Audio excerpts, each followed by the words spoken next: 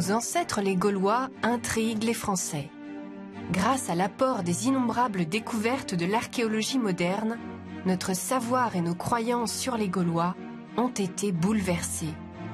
Une toute autre vision du monde gaulois se dessine et s'impose. Nos contemporains veulent désormais dépasser les légendes que l'on colporte depuis des siècles et aller au-delà du mythe.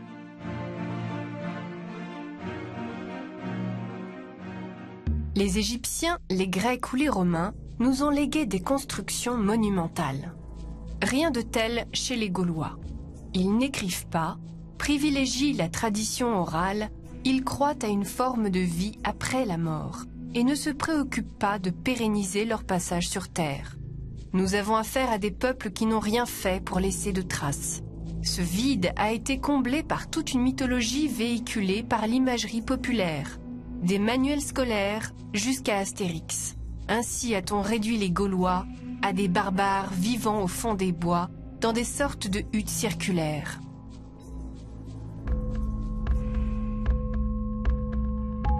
Notre époque, dans une quête effrénée de connectivité, qu'il s'agisse de biens matériels ou immatériels, sans relâche étend ses réseaux de communication, ses infrastructures, agrandit ses villes et éventre les sols sur des échelles et des étendues jamais atteintes.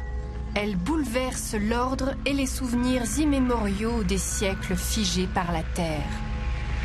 Libérés, des voix remontent des profondeurs du passé. L'archéologie s'est donné pour mission de les écouter. Depuis le début des années 2000, une loi stipule qu'à chaque fois qu'un aménageur entreprend un chantier, il doit permettre de pratiquer des fouilles dans le but de rechercher d'éventuels restes archéologiques. Grâce à la multiplication des fouilles, cette archéologie dite préventive, en quelques décennies, nous en a appris sur les Gaulois presque autant qu'en 2000 ans d'histoire. On entend donc des avions autour de nous parce qu'on intervient sur des terres qui appartiennent à l'aéroport de Paris, Orly. Donc ici on est sur Orly, zone sud-sud-ouest. Avant que la compagnie des aéroports de Paris ne construise un dépôt, pendant tout l'été, une équipe d'archéologues a fouillé une zone de 4 hectares. Elle a mis au jour une ferme gauloise de taille imposante. Alors on a procédé à une levée topographique, c'est-à-dire qu'on a relevé toutes les anomalies, les taches de couleur et autres. Ça nous a sorti un plan général qui nous a permis effectivement de confirmer ce qui avait été vu au diagnostic, c'est-à-dire une grande et vraiment importante ferme, ferme gauloise, donc, qui couvre une surface de plus de 2 hectares. Donc cette ferme est structurée par un ensemble de fossés. Ces fossés marquent la limite de la ferme. Donc tout ce qui est à l'intérieur est considéré comme étant dans la ferme et tout ce qui est à l'extérieur est considéré comme les parties agricoles à proprement dites, donc les activités de travail des champs et autres. Reconstruites ou restaurées toutes les 50 années par les Gaulois, avec le temps, ces fermes n'en finissent pas moins par disparaître, ne laissant plus dans le sol que ces traces marquant l'emplacement des charpentes et que les archéologues appellent tout simplement « trous de poteaux ». Leur étude participe du quotidien de l'archéologue. Non loin de Wissous à Palaiseau, une autre équipe de l'INRAP, l'Institut national de recherches archéologiques préventives, a trouvé une nouvelle ferme gauloise. Sur ce site, nous avons pu découvrir un vaste réseau de fossés qui s'oriente de manière générale nord-sud, est-ouest, à l'intérieur duquel nous avons pu recenser 10-12 bâtiments principaux. Évidemment, ce sont des bâtiments qui ont été fondés en matériaux périssables. Du coup, les traces que nous avons aujourd'hui, ce sont exclusivement les creusements dédiés à l'implantation des poteaux permettant la mise en place de la charpente des bâtiments en bois que nous avons sur le terrain. Les fouilles préventives ont permis de découvrir de nombreux vestiges de fermes gauloises et de les cartographier. En extrapolant de cette carte des fermes gauloises fouillées à ce jour, on peut estimer qu'on trouverait une ferme tous les 700 mètres dans certaines régions. De ce fait, l'idée de Gaulois vivant exclusivement de chasse, de pêche et de cueillette est sérieusement battue en brèche.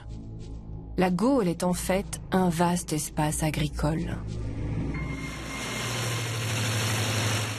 Aux recherches des archéologues sur le terrain, s'adjoignent les observations aériennes.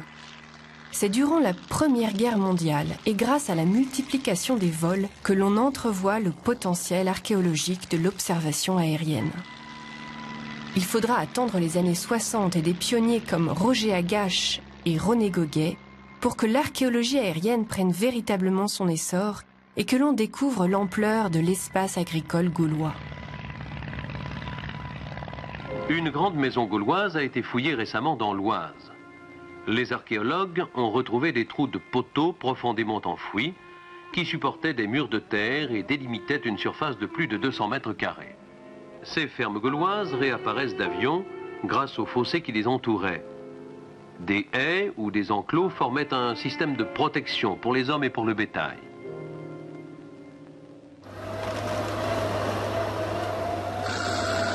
Pour les archéologues contemporains, l'endroit qui livre le plus de secrets, le dépositaire des richesses enfouies, se situe dans les poubelles. Ce sont dans les fosses et les fossés des fermes, là où les Gaulois se débarrassaient des déchets domestiques, que l'on trouve beaucoup des indices et des éléments concrets qui révèlent le mieux la réalité de la vie quotidienne gauloise. Alors là, vous voyez, on est dans l'un des fossés, justement. Les fossés sont très importants pour l'archéologue parce qu'ils nous permettent de retrouver les traces de la vie du Gaulois. Et donc, ici, avec ces restes de cheval et de bœuf, on a une parfaite démonstration de l'activité d'élevage des Gaulois à cette époque-là. Alors là, je suis en train de dégager la mâchoire d'un cheval, justement, qui est ici, donc qui est d'une taille approximativement comme les chevaux d'aujourd'hui, en fait. Et à côté, on a le crâne d'un bœuf, donc un bucrâne, on appelle ça, avec les cornes encore qui sont là.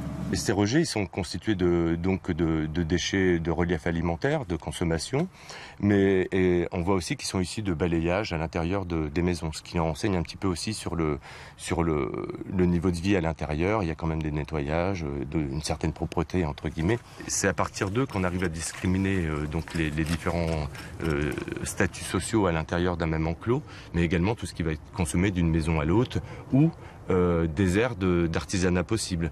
Un artisanat va générer à l'identique le même déchet. Par exemple, si c'est un atelier de boucherie, on va retrouver préférentiellement des gros os dont on a prélevé la viande, etc. Tandis qu'à l'opposé, dans les maisonnées, on va retrouver les restes des animaux, mais ce seront des plus petits os et seront beaucoup plus fragmentés, par exemple, parce qu'on aura fait des préparations alimentaires avec. L'étude des vestiges ne se borne pas aux fossés. L'environnement et les objets sont triés, indexés et analysés dans leurs moindres détails, passés au crible de l'arsenal scientifique.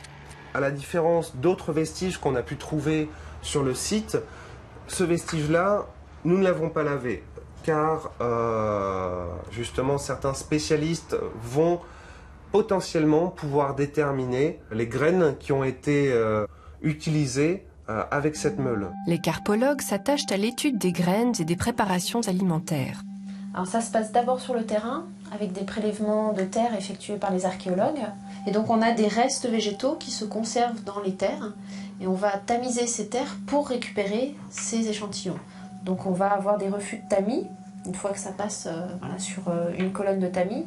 Et le carpologue va trier et identifier chaque espèce rencontrée. On s'est rendu compte que par exemple pour le 5e et 4e siècle avant Jésus-Christ, on a des cultures dites de rattrapage, c'est-à-dire qu'on va semer plusieurs espèces dans un même champ de façon à garantir au moins une récolte. On va donc avoir du millet, de l'orge, du blé, de l'œillette pour l'huile, etc. Et même de la consommation de glands. À partir du 3e siècle avant notre ère, le changement est radical. On va se rendre compte par les études de graines qu'on sème plus qu'une seule espèce par champ. Donc ça veut dire qu'on a les moyens économiques de pouvoir acheter d'autres ensemencements si jamais la récolte ne fonctionne pas. Et surtout, ça veut dire qu'on fait des cultures beaucoup plus extensives avec une seule céréale.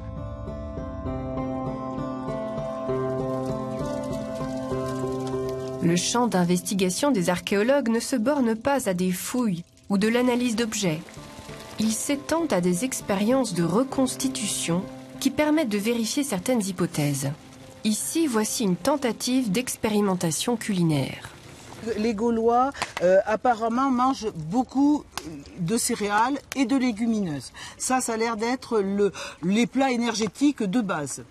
Les Gaulois semblent manger beaucoup de viande. La faune chassée représente moins de 10% des vestiges des ossements qu'ils retrouvent. Donc ça veut dire qu'on mange des produits de la ferme, des produits de l'élevage. Et à l'intérieur de la chasse, le sanglier est pratiquement inexistant. Il est 1% de la partie chassée. La ferme gauloise est composée de chèvres, de moutons, de vaches, enfin vaches, veaux, bœufs, taureaux, et on a la basse-cour.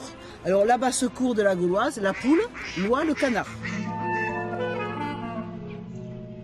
La première image du Gaulois forgé au XIXe siècle, de toute pièce pour autant dire, c'est celle du Gaulois vivant au fond des bois, dans la forêt. C'est une image qui a déjà été forgée dans l'Antiquité par certains auteurs, grecs ou latins.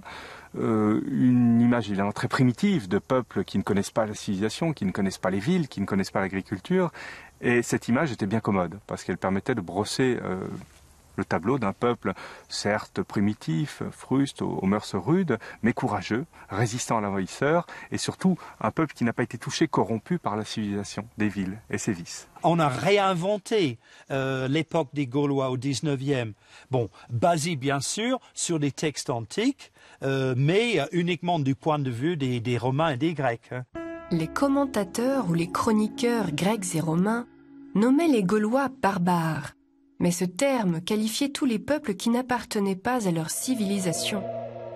Ils les regardaient de leur point de vue, avec leurs préjugés, en quelque sorte à travers un prisme, et à partir duquel il nous est très difficile de reconnaître le vrai du faux.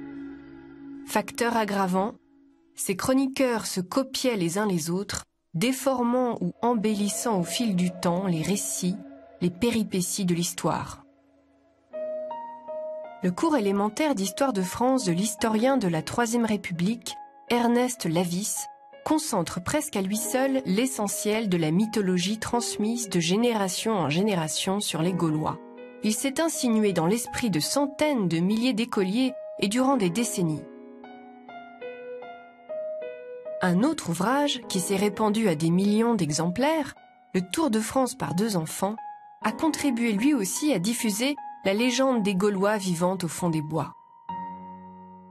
Aussi, les Gaulois passaient une grande partie de leur temps à la chasse. La France, notre patrie, était il y a bien longtemps de cela, presque entièrement recouverte de grandes forêts.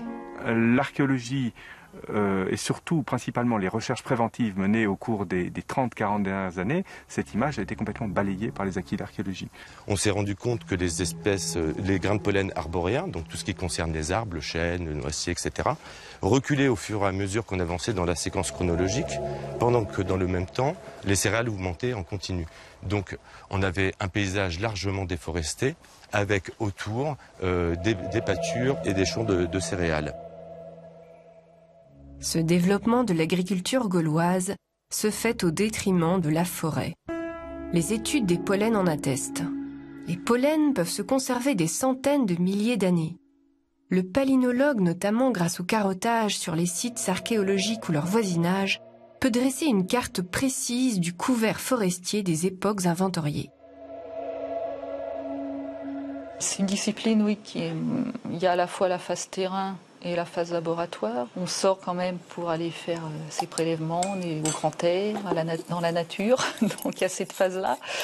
Et puis, donc ensuite, on a, je pense que ça rejoint un petit peu le travail de l'archéologue, lorsqu'on a fait tous les traitements, enfin les découpages, les traitements, lorsqu'on monte entre lame et lamelle le culot de centrifugation qui contient le pollen, eh bien c'est un peu comme une découverte archéologique. On regarde sous le microscope et on voit tout de suite les pollens apparaître et avec un œil averti, on s'imagine tout de suite le paysage qu'il y a derrière, quoi.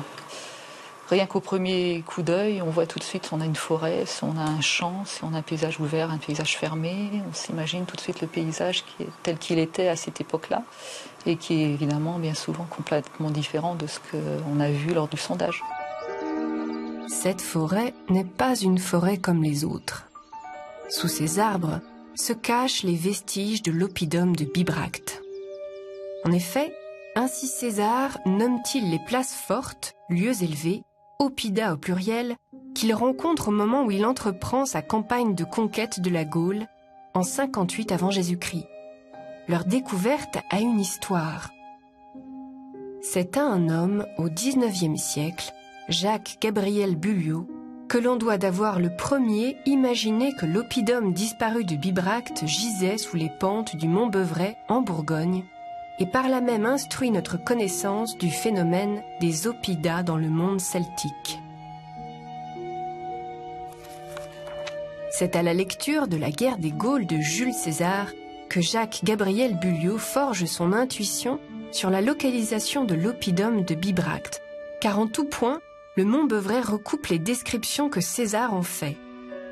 Malheureusement, personne ne croit Jacques-Gabriel Bulliot, érudit certes, mais négociant en vain. C'est de la rencontre singulière entre le marchand de vin et l'empereur des Français, Napoléon III, que va naître la mise au jour de l'oppidum de Bibracte. À l'origine, Napoléon III veut écrire un livre sur Jules César, dans lequel il voit un modèle. C'est l'empereur qui amène la civilisation. Et lui cherche à s'inscrire dans cette lignée d'empereurs, de grands empereurs civilisateurs. Mais il veut écrire un livre hors du commun. Il veut écrire un livre qui repose sur les découvertes scientifiques les plus actuelles, avec les plus grands chercheurs de son époque. Et donc, pour documenter ce livre, il va faire appel à une commission de chercheurs qui vont être chargés de localiser et de fouiller les différents endroits de la guerre des Gaules. Avec Napoléon III, les Gaulois, en quelque sorte, sortent de terre. Et c'est ça la véritable révolution. Il amène l'archéologie. En cherchant les sites de la guerre des Gaules, il fait surgir l'archéologie. Bulliot n'avait aucune expérience archéologique, bien évidemment. Il avait le modèle de Napoléon III, donc sur les autres grands sites de la guerre des Gaules, notamment Alésia. Il essaie de faire aussi bien que Napoléon III. Et surtout, son vadémécum, si je puis dire, c'est la guerre des Gaules de Jules César. Donc il vient à Bibracte imprégné de la lecture de César. Hein. Et il va commencer les fouilles à la porte de la ville, ce qui peut paraître assez naturel. Donc il a fait ça simplement, il a essayé d'ouvrir la porte. Hein. Et il a très vite, il s'est rendu compte que les vestiges de fortification qu'il mettait à jour correspondaient à un mur dans lequel il y avait des intervalles, des vides qui correspondaient à des poutres croisées horizontales qui avaient disparu. Donc il avait un bon sens du terrain pour s'en rendre compte très vite. Et ce constat archéologique correspondait exactement à la description que fait César du mur d'enceinte de la ville gauloise d'Avaricum, Bourges aujourd'hui, donc ville qu'il avait assiégée au printemps de 52 avant Jésus-Christ.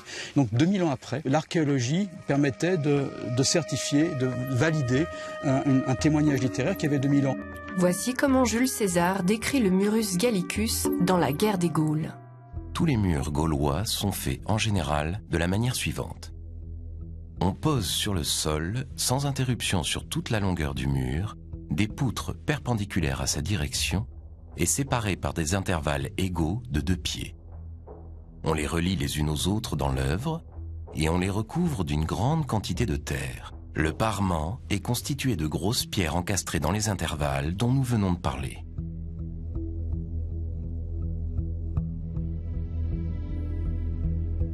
Donc, une fois que le mur a pourri, 2000 ans après, à la place de ces poutres, on va trouver un vide.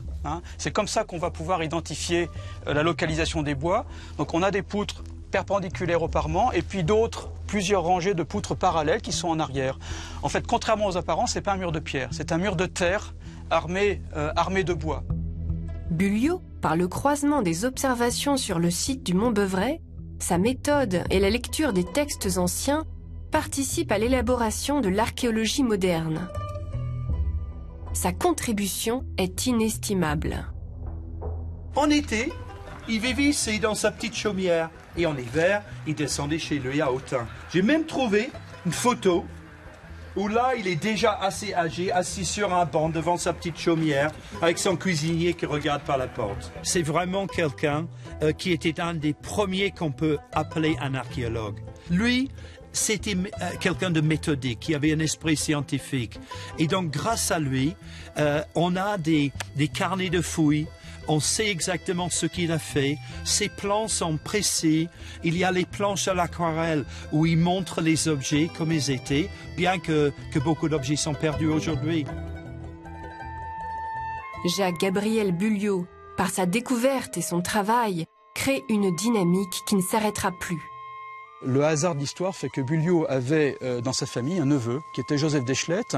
Et donc véritablement, Bulliot a transféré les clés de la maison, les clés du Montbeuvray à d'Eschlette en 1895. D'Eschlette va réaliser que les grandes caractéristiques du site, qui sont cette grande étendue fortifiée, par un rempart donc de terre, de bois, ce Murus Gallicus, et également les éléments de ce qu'on appelle de cette époque-là la culture matérielle, c'est-à-dire les objets de la vie quotidienne, notamment tout ce qui est parure vestimentaire, tout ce qui est outillage, tout ce qui est armement.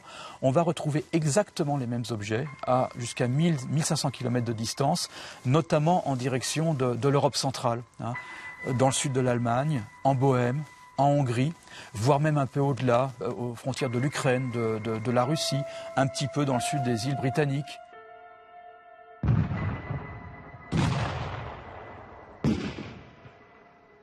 Mais la Grande Guerre va interrompre brutalement ses recherches. D'Eschlette, comme Alain Fournier, auteur du Grand Maulne, seront parmi les premiers à être fauchés. Les travaux de fouilles sont arrêtés et Bibracte retourne dans l'oubli. Voilà, ici le sommet du Montbeuvray, c'est quasiment le sommet de la Bourgogne, c'est pas de la haute montagne, 820 mètres. Voilà, au cœur de l'oppidum de Bibracte. Donc je rappelle l'oppidum de Bibracte, deux remparts concentriques, le rempart vert qui fait 7 km, le rempart rouge qui fait un peu plus de 5 km. Le rempart rouge, on est ici actuellement, le rempart rouge est juste derrière moi. Donc ici, à portée de vue, les Éduins pouvaient apprécier les confins des territoires des peuples limitrophes, notamment les Arvernes, derrière moi, là, donc, dont on voit très bien le centre du territoire arverne, qui est le Puy-de-Dôme. Donc voilà, les ennemis toujours, pour autant qu'on puisse le savoir, les ennemis héréditaires, Arvernes et Éduins, qui se faisaient face dans cette direction, pour en dire autant avec les Bituriges, avec les Sénons, avec les Lingons, avec les Séquanes. On voit très bien du haut du Montbeuvray les confins de tous ces territoires. Donc la Gaule centrale de César, la Gaule celtique de César, elle se dévoile parfaitement depuis le sommet du Montbeuvray. La Gaule, à proprement parler, n'existe pas, sauf sous la plume de Jules César. C'est un ensemble celtique de tribus de taille et de puissance inégales qui, entre les 5e et 1er siècles avant Jésus-Christ, s'allient et s'opposent sur un vaste territoire. Il y a une centaine de peuples, ou ce qu'on peut appeler de tribus gauloises en Gaule au moment de la conquête romaine. Et toutes ne sont pas équivalentes, il y a des blocs plus importants. En fait, ce territoire est occupé par des peuples de cultures différentes, de langues différentes et d'institutions différentes. Il y a 3 grands blocs. Il y a un bloc, le bloc des Aquitains, dans le sud-ouest actuel de la France, le bloc celtique, qui est le centre de la France, l'Auvergne, le centre de la France actuelle, et puis ce qu'on appelle les Belges, qui sont plutôt au nord de la Marne. Et en fait, ce que fait César, il invente l'idée que ce territoire-là correspond à un ensemble homogène de peuples, qui sont les Gaulois. Et cette idée-là, elle sert aussi la conquête, parce que ça sert aussi à montrer aux Romains, parce que c'est à eux qu'il s'adresse, que les territoires qu'il a conquis sont homogènes et donc ils sont facilement romanisables et on pourra facilement les incorporer comme des nouvelles provinces, comme une nouvelle province à l'Empire romain. À Bibracte, capitale des Éduins, chaque année, des équipes de jeunes archéologues viennent poursuivre les recherches entreprises au XIXe siècle par Bulliot et d'Eschlette et progressent dans la connaissance du site et plus généralement du phénomène des oppidas. On voit à Bibracte des quantités absolument incroyables de tessons d'amphores qui montrent que la richesse d'un vaste territoire se regroupait ici et était dépensée ici. Donc on est vraiment un lieu de concentration de richesse. On a des centaines d'ateliers qui produisent des objets à forte valeur ajoutée. On frappe de la monnaie, on fabrique des épées, on fabrique des chars, on fabrique de la vaisselle métallique. Et tout ça, des ateliers qui sont les uns à côté des autres. Et on ne fabrique pas seulement pour la population de l'oppidum, mais les volumes de production sont tels que très visiblement, on travaille pour un marché au moins régional. Les oppidas marquent l'apogée de l'ère gauloise entre le 2e et le 1er siècle avant Jésus-Christ. Voici une animation de l'implantation de l'habitat sur l'oppidum de Bibracte au cours du temps. C'est à Bibracte que Jules César, après sa victoire à Alésia, établit ses quartiers d'hiver et finalise la rédaction de sa guerre des Gaules. Un autre chantier archéologique gaulois actuel, des plus importants, est rouvert tous les ans à Coran. L'oppidum de Coran, qui a été fondé entre les années 150 et 130 avant notre ère, occupe un grand plateau basaltique, qui au départ était un volcan. Le cratère d'éruption se trouve ici à l'arrière-plan d'Afouille. Et ce volcan, donc, par ses coulées de lave, a créé ce plateau d'environ 60 hectares sur lequel les populations se sont installées très tôt, dès le néolithique moyen. Pourquoi? Parce qu'il surplombe un cours d'eau, l'Allier, qui est une sorte d'autoroute par laquelle transitent beaucoup de marchandises en provenance du sud, de Méditerranée, et ceci très tôt.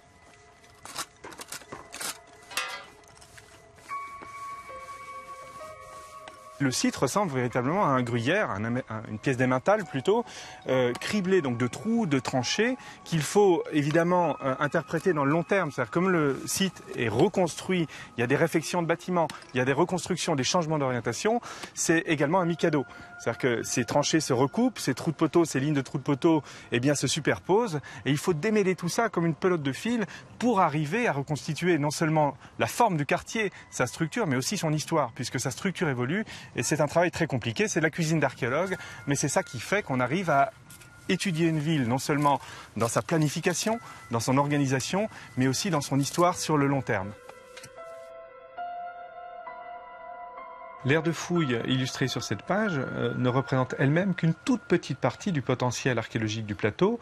Si l'on replace ce secteur à l'échelle de l'ensemble du plateau, qui fait à peu près 60 hectares de superficie, on se rend compte que les aires fouillées représentent une toute petite surface et elles sont entourées d'aires qui ont été sondées par différentes méthodes de prospection, des procédés un petit peu techniques, des prospections dites géophysiques qui utilisent soit la résonance magnétique, soit la résistivité électrique du sol, qui montrent qu'effectivement des vestiges de toutes sortes, des tranchées, des caves sont bel et bien présents autour de l'aire fouillée, et puis des zones en jaune clair un petit peu plus lâches qui correspondent au secteur dans lesquels, à l'époque des labours, eh bien, des tessons d'amphores, des monnaies, des objets de toutes sortes se retrouvent entraînés à la surface des labours et sous lesquels on peut soupçonner raisonnablement que la ville gauloise s'étendait.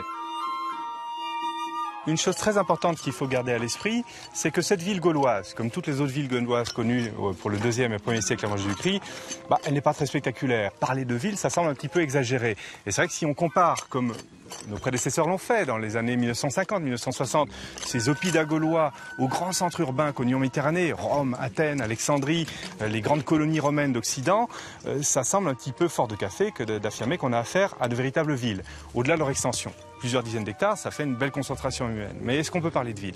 Alors là, le point très important, c'est qu'il ne faut pas tomber dans l'anachronisme. Quand on compare des villes gauloises du 2e siècle avant notre ère avec la Rome impériale, par exemple, de l'époque de Trajan, eh bien, on a quand même 2 à 3 siècles d'écart. Donc là, c'est totalement anachronique. C'est-à-dire qu'il faudrait comparer nos villes gauloises avec les villes romaines connues à la même époque, au 2e siècle avant Jésus-Christ. Et quand on se rend en Italie, sur des villes, des petites villes moyennes ou des agglomérations secondaires connues, par exemple dans le nord de l'Italie, on se rend compte que beaucoup sont encore construites en terre et bois, comme la ville de Coran, et qu'elles ne présentent pas un aspect très très différent de ce qu'on trouve ici.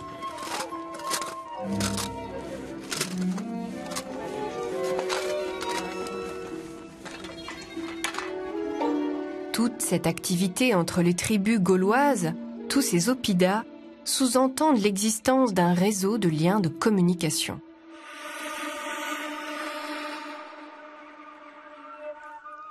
Voici la table de Pöttinger. Elle a appartenu à un savant allemand du XVIe siècle du nom de Konrad Pöttinger, d'où son appellation. Il s'agit d'un document du Moyen Âge reproduisant une carte d'une époque bien antérieure, constituée de 11 feuilles de parchemin séparées. Elle matérialise une carte de 7 mètres de longueur et s'étend de l'Inde à l'Espagne. Son tracé figure les routes et les itinéraires connus sous l'Empire romain. Produit d'une série de réactualisations successives effectuées au cours des siècles, son antériorité remonte au 1er siècle de notre ère. La valeur de ce document réside dans le fait que son tracé fait apparaître et cohabiter non seulement des unités de mesure romaines, mais encore gauloises, et ceci atteste très vraisemblablement de la présence de routes gauloises avant la conquête.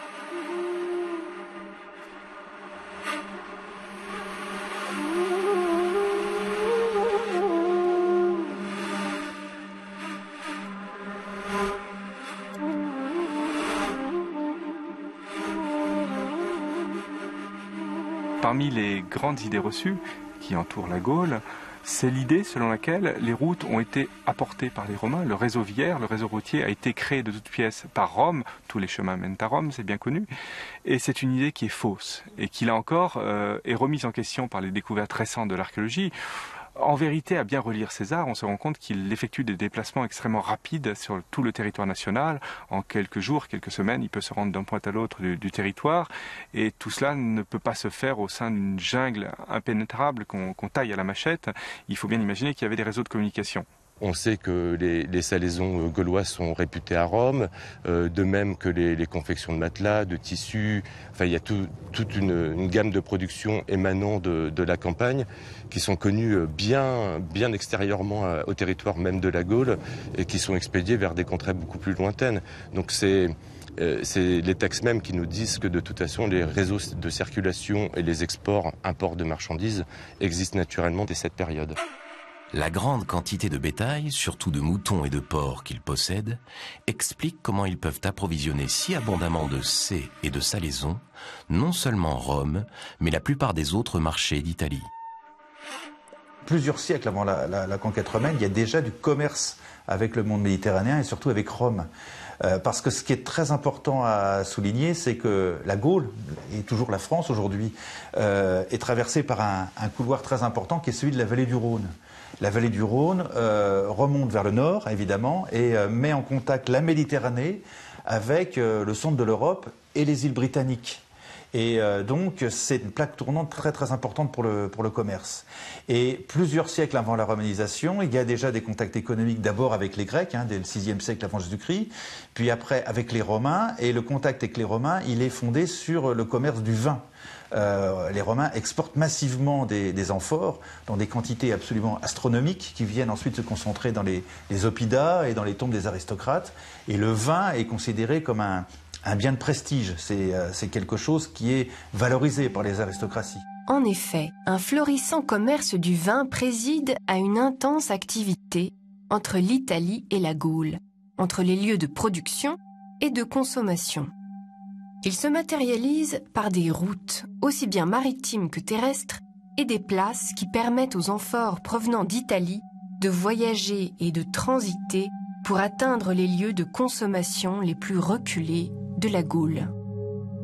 L'archéologie, notamment à Coran, a mis au jour des tonnes de restes d'amphores. Alors, si l'on calcule bien, en l'espace d'une dizaine d'années de fouilles, ce sont environ 60 tonnes de tessons d'amphores, soit plusieurs dizaines de milliers de récipients qui ont été mis au jour sur les 2 hectares actuellement explorés. Si on extrapole aux 50 hectares occupés sur l'ensemble du plateau, qui livrent tous des tessons d'amphores à l'époque des labours, on obtient des quantités considérables de vin, des milliers d'hectolitres, consommés là en l'espace d'à peu près un siècle. Une partie de ces amphores, pas toutes, comportent des estampilles, c'est-à-dire des timbres qui sont imprimés dans la pâte fraîche de l'amphore avant cuisson. Ces estampilles, ces marques peintes qui garantissent en quelque sorte la traçabilité de l'amphore et surtout du vin qu'elles contiennent, nous permettent d'identifier parfois l'origine des récipients, mais pas toujours, parce que le problème, c'est qu'il y a des centaines de produits qui arrivent en Gaule et très peu d'ateliers sont connus à l'heure actuelle. Ce qui fait qu'on n'arrive pas à les rattacher tous à une aire de production particulière. Des travaux sont menés patiemment en étudiant ces centaines de milliers, ces millions de tessons d'amphores un petit peu partout sur les grands sites importateurs, Bibracte, Toulouse, Coran ou Lyon, mais on n'est pas encore en mesure d'identifier tous les ateliers. Ce qui est intéressant, c'est qu'avec le vin circulent d'autres produits, d'autres objets, bien entendu la vaisselle liée au service du vin. Alors il y a différentes choses, il y a de la vaisselle métallique produite en Italie, par exemple des éléments de cruche, de passoires, de seaux à vin qui circulent. Il y a de la vaisselle de luxe qui sert à consommer le vin, des coupes, par exemple ce simple tesson, son décor. La couleur de l'argile, la nature de l'argile permet d'affirmer qu'il a été fabriqué dans la mer Égée sur l'île de Délos. Il y a d'autres fragments de verre, cette fois-ci, dont on peut affirmer avec certitude qu'ils ont été produits, les coupes en verre ont été produites sur la côte syrio-palestinienne. Donc ce sont des pièces de vaisselle qui voyagent à très longue distance, qui sont évidemment très luxueuses, très rares. De nombreux textes anciens insistent sur la consommation importante de vin faite par les Gaulois. Diodore de Sicile, l'historien grec, parle ainsi. Aussi, beaucoup de marchands d'Italie, poussés par leur habituelle cupidité, voient-ils une bonne source de profit dans cet amour des Gaulois pour le vin. Par bateau sur les fleuves navigables ou par voiture dans les pays de plaine, ils leur apportent du vin qu'ils leur vendent à un prix incroyable, donnant une cruche de vin pour un jeune garçon et recevant en échange de la boisson l'esclave qui la sert. Si la consommation excessive du vin par les Gaulois est attestée par les textes et l'archéologie, il serait peu scientifique de s'arrêter à l'ivrognerie gauloise. L'étude de la consommation et du marché du vin, recoupée par celle des textes, nous renseigne sur l'époque, les coutumes, les relations sociales, voire les rituels et la politique. En 70 avant Jésus-Christ, le grand orateur, savant et avocat Cicéron prononce un plaidoyer pour la défense de son client et ami, Marcus Fonteius. Ce dernier est accusé par des Gaulois du peuple des Allobroges de surtaxer le vin et de corruption. Pour mieux disqualifier ses opposants gaulois, Cicéron les traite de sacrificateurs et de barbares à la parole peu digne de foi. En avocat roué, Cicéron feint de s'indigner contre ces Gaulois, se servant d'arguments religieux pour les fustiger. Que peut-il y avoir de saint et de sacré pour des hommes qui, lorsque la frayeur les précipite aux pieds de leur Dieu, pensent les apaiser en souillant de victimes humaines leurs autels et leurs temples? Si l'archéologie n'apporte pas la preuve de sacrifices humains du temps de Cicéron, ils sont avérés à des époques antérieures. Cette péripétie juridique qui illustre l'importance économique du vin a des prolongements qui vont bien au-delà du simple litige entre commerçants romains et gaulois. Elle contribue, parmi d'autres faits dont nous parlerons plus tard, à alimenter le mythe du Gaulois barbare.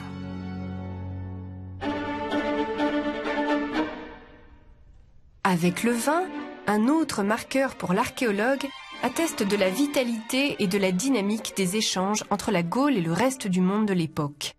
Les monnaies. Leur apparition en Gaule est tardive. Elle date du IIIe siècle avant Jésus-Christ. Ce sont d'abord les mercenaires gaulois embauchés dans les guerres lointaines qui les introduisent.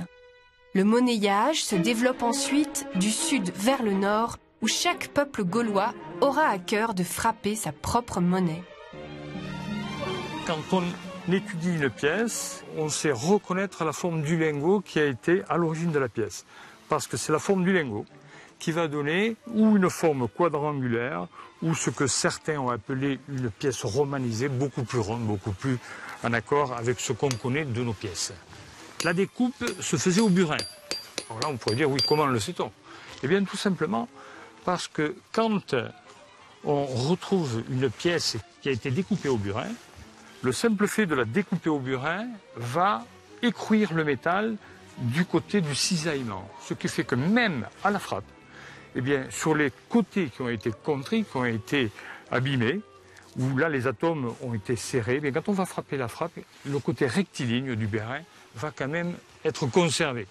Ce sont des milliers de pièces qui sont ainsi frappées. Le tout, c'est qu'ils portent la marque. La marque, ça va distinguer le peuple. Donc, avec un seul petit morceau eh bien, du dessin, on va reconnaître quel est le peuple qui a frappé cette monnaie. Et là, en deux coups, à l'origine, la frappe se fait à chaud. Il s'agit de l'argent. Donc, il faut faire ce qu'on appelle un recuit. On tient au chaud le flanc jusqu'au moment où l'ouvrier, l'arpète, comme on dit, va le présenter au frappeur. Et là, voilà, on tient une petite pièce. Le problème sur les monnaies, c'est que souvent la terre est plus dure que le métal. Donc, c'est un cavalier avec un, comment dirais-je, avec un manteau et une lance. C'est un lancier, hein, et qui galope à droite. Et de l'autre côté, vous avez une tête casquée. Et au niveau de la tête casquée, c'est visiblement un type, c'est ce type-là avec le col strié. En revanche, la légende est hors champ. C'est pour ça qu'on n'est pas très sûr. Il y a des dizaines de monnaies de ce type dans la vallée du Rhône. C'est une série qui a duré très longtemps, avec une chronologie assez fine et une imitation très forte des monnaies romaines ou dioscures.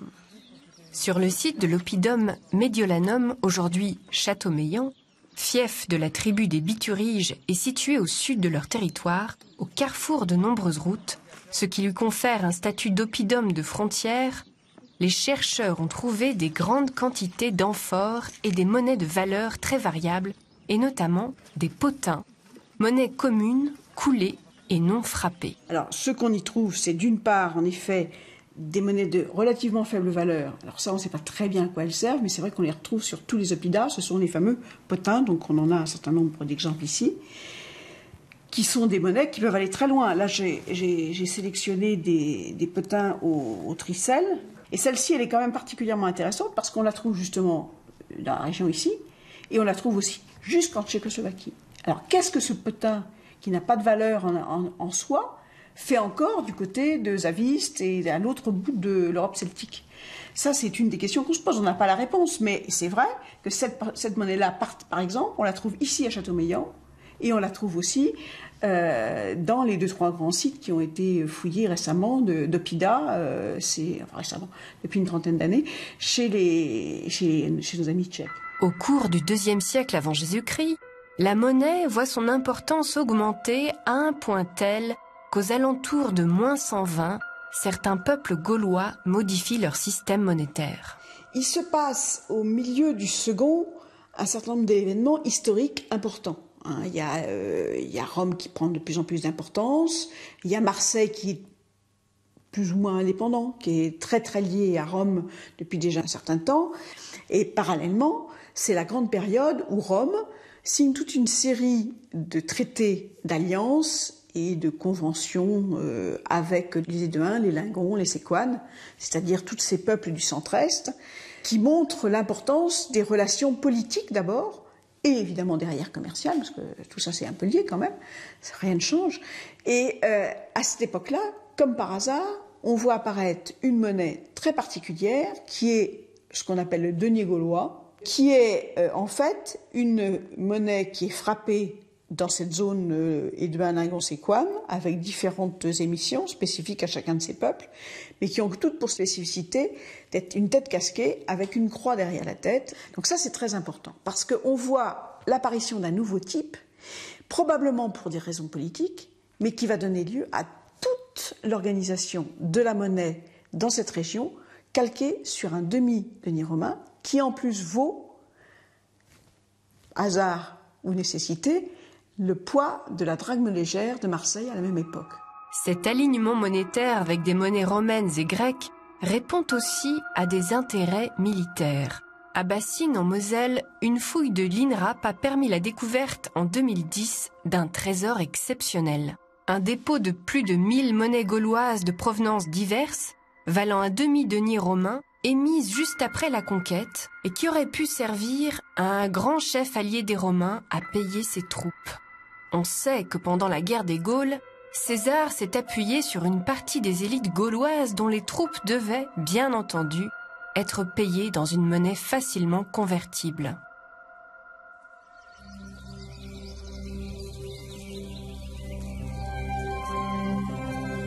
Voici la vallée de la Seille, Salia, dans l'Antiquité, au cœur de la Lorraine.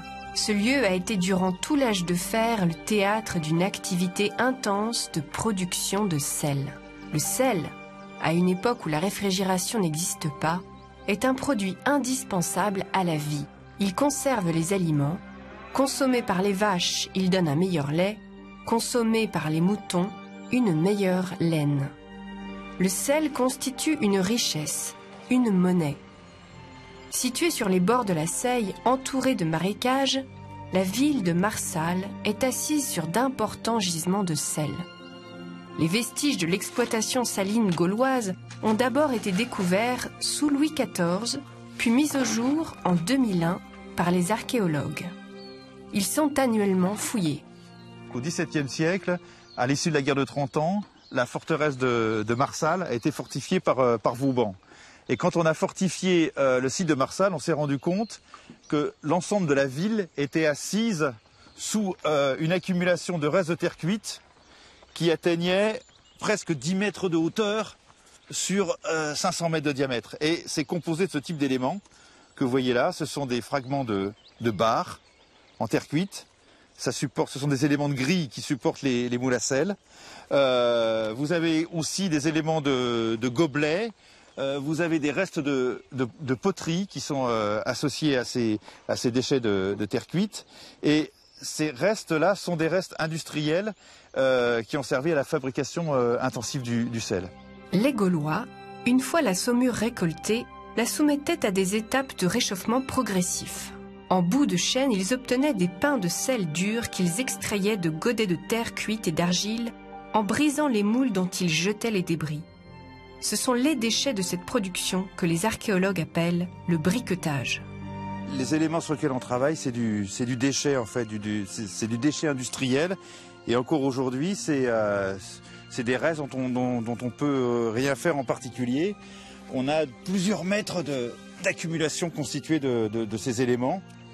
On en a presque 4 millions de mètres cubes dans la vallée. Et en fait, c'est un peu le destin de l'archéologie que de travailler sur les déchets. On n'exhume pas ici des tombes avec du mobilier exceptionnel, on travaille sur du déchet industriel et c'est ça qui nous apporte de l'information en fait. Le toit du sel, c'est-à-dire le sommet de la couche de sel gemme n'est qu'à 60 à 80 mètres de profondeur.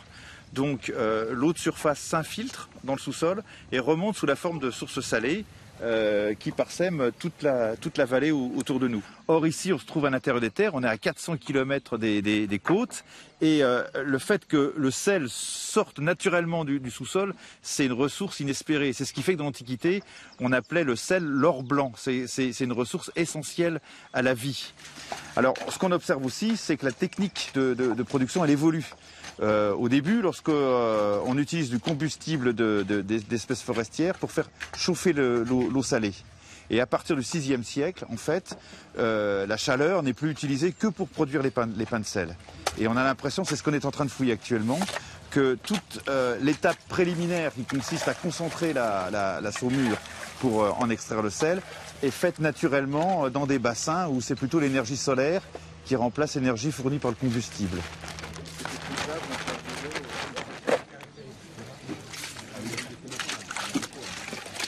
Alors les recherches qu'on a menées ici montrent que en fait, l'activité de production du sel, c'est fondamentalement une activité saisonnière. Et c'est le cas aussi, on a des exemples aux périodes historiques. C'est quelque chose qui se fait plutôt en période de printemps-été, quand il fait chaud et quand il y a du vent. Deux éléments qui sont favorables à l'évaporation de l'eau et donc à la concentration du sel dans la saumure. Les collectivités qui travaillent ici sont des gens très très particuliers parce que ce sont des sauniers, donc des gens qui produisent du sel, mais également durant la période où on ne travaille pas, durant l'hiver, ce sont des artisans. Et les productions qui sortent des ateliers de fabrication du sel, ce sont des productions d'objets de luxe. Donc c'est toute l'image inversée du prolétariat. Ce n'est pas des ouvriers du tout, c'est des gens relativement riches qui occupent les niveaux supérieurs de la société. Pour qu'un pouvoir puisse se construire, il a besoin de se reposer sur des types de gens qui ne travaillent pas, en quelque sorte, et qui sont au service du pouvoir, et en particulier les soldats et les militaires. Quand on a la chance d'avoir une ressource qu'on exploite sous son contrôle et qui est quelque chose qui est vital pour des bassins de population qui dépassent l'échelle de la région, à ce moment-là, ça permet d'avoir des ressources extraordinaires qui donnent la possibilité de développer justement, d'employer des mercenaires, d'employer des gens qui vont construire des fortifications et qui vont permettre de pousser la concentration sociale, le pouvoir à un niveau supérieur. Et ça, c'est quelque chose d'universel parce que on voit que le sel a un lien direct dans le développement des premiers royaumes et des premiers empires.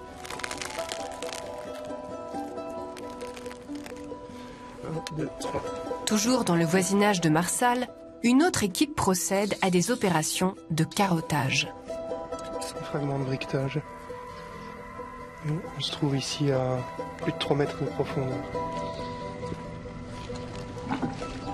Aux fouilles des archéologues et au carottage des géoarchéologues s'ajoutent les prospections géophysiques magnétiques. Elles utilisent des sondages par analyse des champs magnétiques qui, après traitement, matérialisent les traces de vestiges.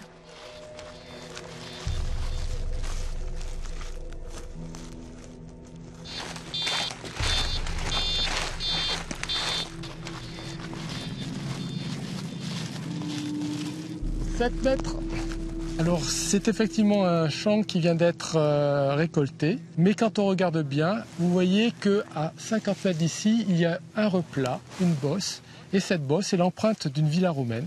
À l'œil nu, on voit, c'est des bris rougeâtres, c'est des fragments de tuiles romaines, et donc nous sommes à l'emplacement d'une villa romaine, et voici un bout de tuiles romaines, et il y en a absolument partout ici, et ces fragments recouvrent une surface d'au moins 1 hectare. Ils représentent aujourd'hui une masse encore considérable, et c'est à travers cette masse que nous voulons passer avec la géophysique pour voir le Gaulois qui pourrait se cacher en dessous. Donc voilà un extrait de la carte réalisée par les prospecteurs. Et ce qui saute aux yeux d'abord, c'est cette multitude de petites taches, blanches et noires, qui représentent tout un petit objet en fer probablement récent et qui est situé en surface. C'est la pollution du XXe siècle. Il y a une autre chose, c'est cette tache blanche, un peu floue, qui est de nature complètement différente des autres anomalies. Et on voit que l'objet très magnétique qui apparaissait avant est maintenant ici, à la même abscisse, mais on voit maintenant sa profondeur. Il est à 2,50 m de profondeur sous le sol. Et on devine ici l'horizon des petits objets métalliques. Et celui-là est nettement plus profond, ce qui nous permet de le discerner très nettement du reste. Il est très localisé, il est très magnétique, et donc c'est très probablement un artefact, peut-être un four. Dans leur quête de matières premières, les Gaulois exploitaient de nombreux gisements de fer. Au nord-ouest du Mans, la construction de la ligne à grande vitesse Bretagne-Pays de Loire donne lieu à une fouille préventive répartie sur plusieurs sites. Ces dessins géométriques, ces creusements, sont les reliefs d'autant de restes archéologiques qui matérialisent les mines de fer gauloises. Nous sommes ici à l'emplacement d'une mer peu profonde, ce qui explique la présence de sable et d'argile. Et au cours de l'évolution géologique, des battements de nappe à l'intérieur de ces sédiments ont permis à du minerai de fer de s'agréger et de former des concrétions plus ou moins grandes. Ici, nous en avons un exemple avec cette boule de minerai de fer. Et c'est ce que recherchaient les mineurs dès l'époque gauloise. Ce qu'ils recherchaient le plus étant bien sûr le cœur de cette boule qui était le plus riche en minerai de fer. Là, je suis à la base du puits qui, à la fin de l'exploitation, va distribuer sur 1, 2 et 3 galeries. On voit que les galeries sont relativement normées. Elles font à peu près 1 mètre de large pour à peine 1 mètre de hauteur. Ce qui signifie que les mineurs ne peuvent progresser qu'en étant non pas accroupis, mais plus vraisemblablement à plat ventre. Tous ces gisements de fer et la multiplication des mines gauloises constituent un ensemble dont l'échelle s'apparente à une proto-industrie.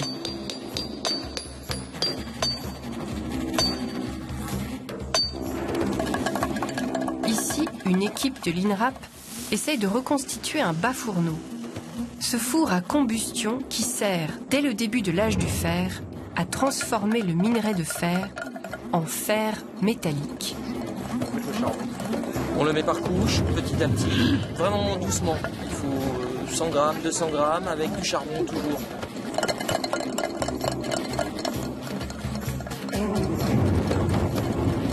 Le minerai doit être plus ou moins en petite quantité, enfin en petite granulométrie, pardon. On retrouve du minerai grillé comme ça en poudre dans les fours archéologiques. Souvent même dans les fosses de travail ou à côté du four.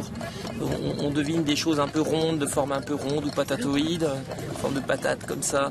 C'est l'aire de stockage du minerai et c'est là qu'ils vont se servir pour le mettre dans le four. Et, tout l'enjeu pour nous, c'est d'arriver à comprendre comment fonctionnent ces fours, comment on les charge en combustible, quelle quantité et en quelque sorte de lisser ces courbes. Alors évidemment, les Gaulois, ils n'ont pas de thermocouple, de thermomètre en quelque sorte placé dans leur four avec relié à un ordinateur qui leur produit de jolies courbes comme ça. Mais les Gaulois, eux, un petit Gaulois, il a appris avec son père, avec son oncle pendant très longtemps, avant que lui-même prenne en charge son four et fasse du fer. Donc, et nous, on n'a pas eu cette possibilité-là. C'est peut-être pas une chance d'ailleurs, mais en tous les cas, il nous faut nous réapprendre empiriquement comment fonctionnaient ces structures. Et le fer répond à une demande d'outillage pour l'agriculture principalement, armement aussi, outillage pour les transports. Si on regarde la physico-chimie des matériaux, il y a quelque chose d'intéressant, c'est qu'on a d'abord trouvé les métaux à l'état natif.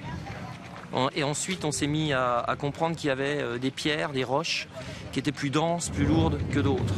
Et que donc peut-être elles contenaient des métaux, ceux qui justement sont les matériaux les plus denses dans la nature, ceux qui ont une plus forte densité, qui sont les plus lourds. Donc ces roches, on les a travaillées, on les a broyées, on les a passées au feu et on s'est rendu compte que du métal sortait.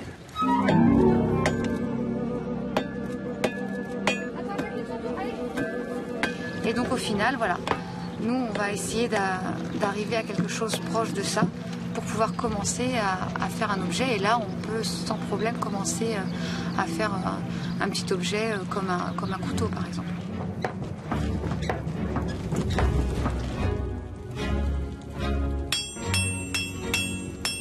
La Gaule est aussi criblée de petits ateliers de forge, de lieux où l'on travaille le métal extrait du minerai.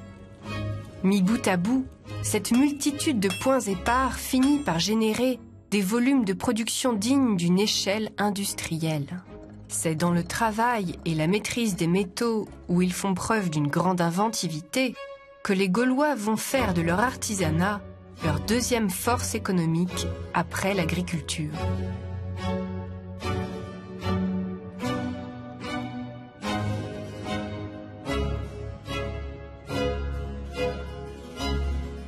Nous sommes devant la reconstitution d'un atelier de travail du métal, plus particulièrement d'un bronzier. Et même ce bronzier a une particularité, c'est que c'est un fondeur. Donc cet atelier est divisé en deux parties. Une partie blanche qui est une partie noire. La partie blanche était tournée vers la rue et était de cette couleur volontairement pour avoir le maximum de lumière. C'est le lieu où on termine les ébauches des objets, on les cisèle, on les nettoie, on les polit. De l'autre côté, donc la partie noire, c'est le lieu où on va couler le bronze. Il faut surtout que l'on ait toujours la même couleur pour savoir si la température du bronze ou alliage cuivreux est bonne pour couler dans les moules. Au début, très souvent, on a pensé que les Gaulois ne savaient faire que du fer doux, c'est-à-dire un fer de mauvaise qualité. Sur un site comme Bibrac, on trouve du fer, beaucoup de qualités très différentes, c'est-à-dire on trouve jusqu'à l'acier, c'est-à-dire de l'acier qui est trié dans l'éponge à la sortie du four, et des fers carburés, donc on a tous les types de fer. Alors, ce qui est aussi important, c'est que, disons, le fer, c'est aussi tout l'armement. Et on peut dire que les Gaulois étant des grands combattants, on a toujours dit, donc grâce aux épées de fer et tout, et c'est vrai qu'ils ont un armement en fer extraordinaire. Ils ont aussi des fibus en fer, on a beaucoup de fibus en fer. On a aussi tout ce qui est outils, tout ce qui est donc, vraiment la vie quotidienne aussi en fer.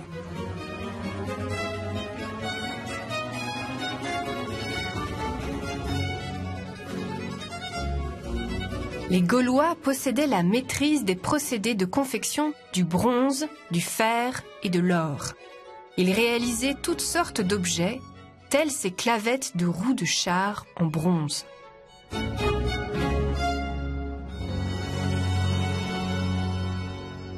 Paradoxe s'il en est, alors que les Gaulois excellent dans le travail du bois, il ne nous a guère été possible d'admirer leur réalisation. En effet, le plus grand ennemi du bois est le temps, à moins que l'eau ne lui vienne en aide. En Suisse, près de Neuchâtel, dans des milieux humides, on trouve depuis le XIXe siècle et grâce à la complicité de l'eau qui conserve, de rares vestiges du travail des Gaulois sur le bois. Là, en fait, ici, c'est une reconstitution d'un pont celtique, ou plutôt d'une partie d'un pont celtique, parce qu'à l'origine, il était beaucoup plus long, il faisait presque 100 mètres de long. Alors, d'un pont qui a été fouillé en 1965, qui date d'à peu près 100 avant Jésus-Christ, et qui s'est effondré dans le lit de la rivière Thiel, tout près du site de l'Athènes. Alors, l'interprétation qui est admise actuellement, c'est que ce pont s'est effondré, donc c'est un accident, et il a emporté avec lui, on va dire, tous les gens qui franchissaient ce pont au moment de la catastrophe. Une catastrophe qui après a été provoquée par une crue soudaine, une sorte de tsunami qui aurait emporté le pont. On a trouvé des squelettes, des armes des quantités de gens coincés entre les poutres du pont. Les fouilles effectuées sur le site de la Tène ont permis de découvrir bien d'autres objets en bois et de confirmer le talent de chartron des Gaulois. Ici, on a un objet assez exceptionnel, c'est un bouclier de l'époque de l'Athènes, donc un bouclier gaulois, si on veut, et c'est probablement le premier qui a été jamais découvert. Et sa particularité, c'est que le bois s'est conservé.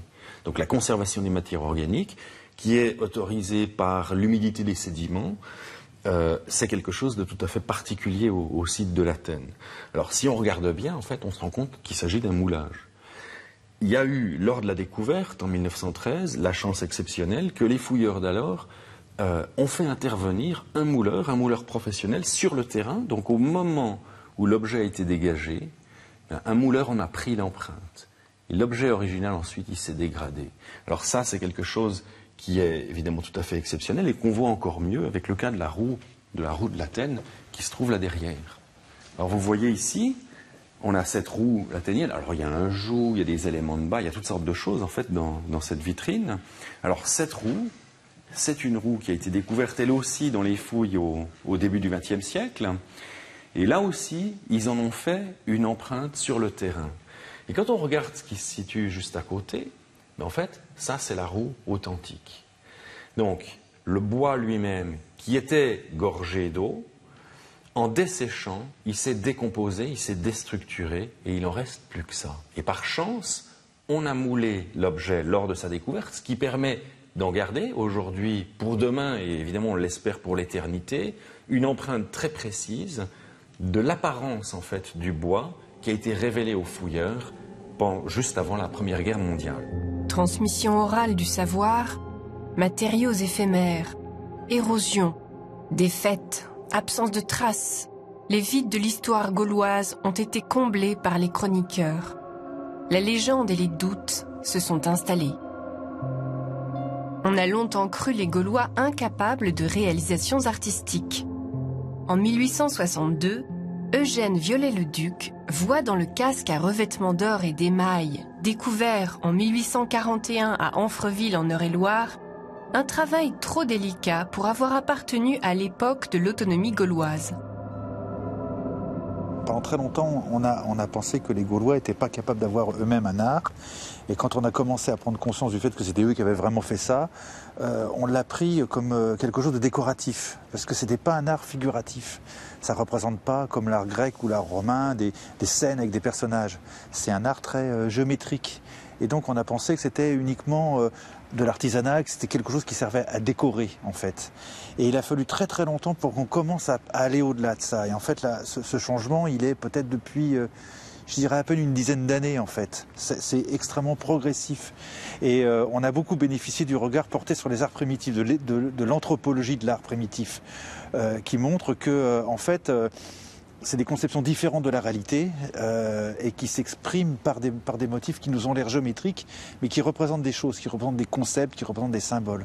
Et évidemment, on ne sait pas regarder de l'intérieur l'art gaulois, on ne sait pas ce que ça représente, ils ne l'ont pas dit, mais on voit que c'est quelque chose de construit et que derrière ça, il y a une mythologie et que c'est quelque chose qui raconte une histoire.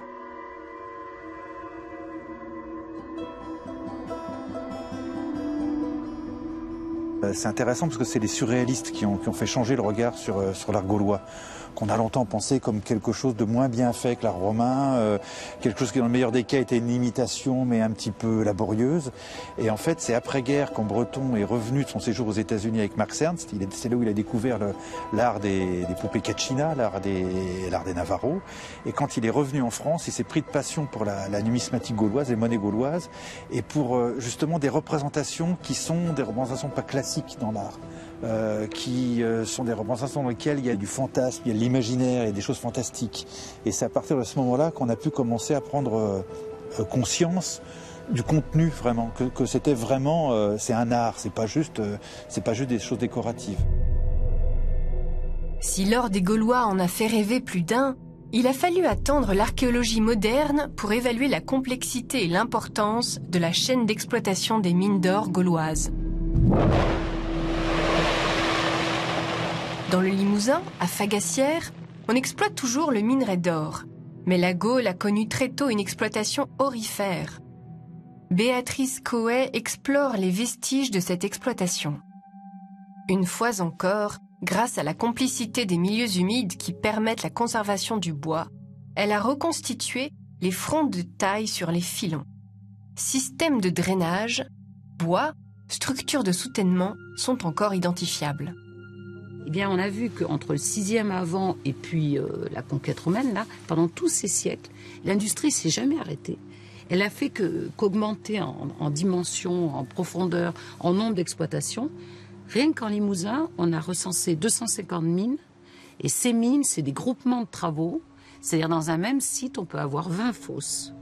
Hein? Donc, quand je parle de mines, je parle de zones minières. Et j'ai recensé près de 2000 fosses dans ces zones. Donc, c'est une énorme activité. Et on n'a fouillé qu'une dizaine de sites. Et par exemple, on a trouvé à la mine des Fouilloux, dont il est question souvent dans mes textes, c'est un ensemble de fosses qui s'étirent sur 1 kilomètre de long. Et au départ, quand on les voit, c'est des espèces de mouvements de terrain qui marquent complètement le paysage. Il y en a 6 et ça atteint pas 10 mètres de profondeur. Et quand on a fini les fouilles, on est à moins de 30 mètres. Et à partir de 15-18 mètres de profondeur, les chantiers passent en souterrain. Et donc là, on a toutes ces techniques de boisage les plus sophistiquées de l'époque, avec des assemblages tenons mortaises, des plateformes, ainsi de suite. Et donc, on voit une audace au niveau des techniques, plus les histoires de drainage, de pompage et tout ça. Donc, quand je parle de proto-industrie, c'est le fait qu'on ait des grands chantiers, qu'on en ait beaucoup, que l'activité soit pérenne pendant des siècles, ce qui veut dire qu'on a une population qui s'est spécialisée dans le domaine. Ce sont des mineurs. Les auteurs disent la Gaule est très riche en or et il n'y a qu'à se baisser pour ramasser l'or. Ça, c'est une certaine suffisance qu'avaient ces auteurs classiques. Ils ne savaient pas comment ils faisaient, en fait, puisque les Gaulois ne leur permettaient pas de venir voir de près leurs exploitations. Et alors donc, ils voyaient cet or arriver sur le marché, j'imagine, sous forme de lingots, de bijoux, de monnaie. Donc, pour eux, ils n'étaient pas capables de travailler de manière très savante, donc ça devait être facile à trouver. Or, l'étude de ces mines montre que c'est une longue chaîne de traitement qui est très complexe et que l'or n'est pas là. D'ailleurs, on a je vous ai amené un peu de minerais. On voit que l'or est présent dans la roche, en effet, mais il faut le sortir. D'abord, il fallait trouver ces filons, et il fallait donc en arracher les morceaux, et ensuite, il faut faire tout un travail pour récupérer ces petites paillettes d'or, ces grains d'or qui sont pris dans le quartz. Et le quartz, c'est la gangue donc, de ce minerai, c'est une roche très dure. Très dure, et on ne la casse pas comme ça. Et pour récupérer ces paillettes d'or qui sont prises dans ce quartz, il faut en faire de la poudre de cette roche. Sous l'effet de la chaleur, il faut d'abord faire éclater les filons de quartz afin d'en faciliter l'extraction. Si on grille cette roche, on la rôtit dans des foyers, ça fragilise le quartz, donc il s'écrasait plus facilement. Et en plus, ça fait une opération chimique qui ne devait pas en comprendre tout, mais il devait en voir le résultat. C'est-à-dire que les sulfures qui sont dans cette roche, quand c'est grillé, s'oxydent, et donc ça libère un peu les paillettes de la gangue elle-même. Donc après, ça se broie et ça s'écrase très facilement.